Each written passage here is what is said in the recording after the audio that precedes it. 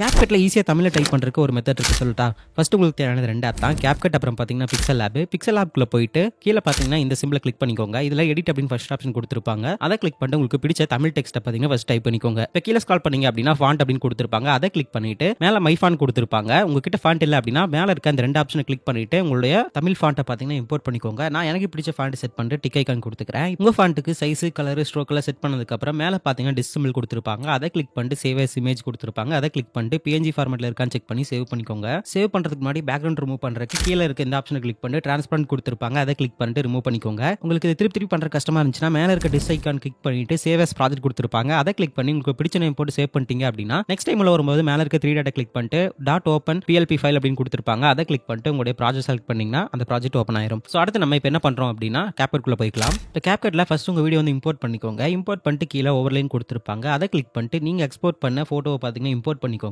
உங்களுக்கு எந்த பொசிஷன்ல வேணுமோ அந்த பொசிஷன்ல பாத்தீங்கன்னா அட்ஜஸ்ட் பண்ணிக்கோங்க. அட்ஜஸ்ட் பண்ணிட்டு இப்போ என்ன பண்றீங்கன்னா அந்த வீடியோவை பாத்தீங்கன்னா கிளிக் பண்ணி கீழ ஸ்க்ரால் பண்ணி டூப்ளிகேட் கொடுத்திருப்பாங்க. டூப்ளிகேட் பண்ணிட்டு கீழ ரிமூவ் பேஜ்னு இருக்கும். அதுக்குள்ள போயிட்டு கட் அவுட் கொடுத்து ரிமூவ் பண்ணிக்கோங்க. இப்போ அந்த வீடியோ கிளிக் பண்ணிட்டு கீழ ஸ்க்ரால் பண்ணீங்கன்னா ஓவர்லைன் கொடுத்திருப்பாங்க. அதை கிளிக் பண்ணிட்டு அந்த 2 டெக்ஸ்ட்க்கு கீழ வர மாதிரி செட் பண்ணிட்டீங்க அப்படின்னா இந்த மாதிரி ஒரு கட் அவுட் அனிமேஷன் வந்து கிடைச்சிரும். அந்த டெக்ஸ்ட்க்கு அனிமேஷன் ஆட் பண்ணனும்னு நினைச்சீங்கன்னா அந்த டெக்ஸ்ட் மேல கிளிக் பண்ணிட்டு கீழ அனிமேஷன் கொடுத்திருப்பாங்க. அதுல உங்களுக்கு பிடிச்ச அனிமேஷனை செட் பண்ணிக்கோங்க. அவ்வளவுதான். லைக் அண்ட் ஃபாலோ பண்ணிருப்பீங்கன்னு நினைக்கிறேன். அடுத்த வீடியோல பார்க்கலாம்.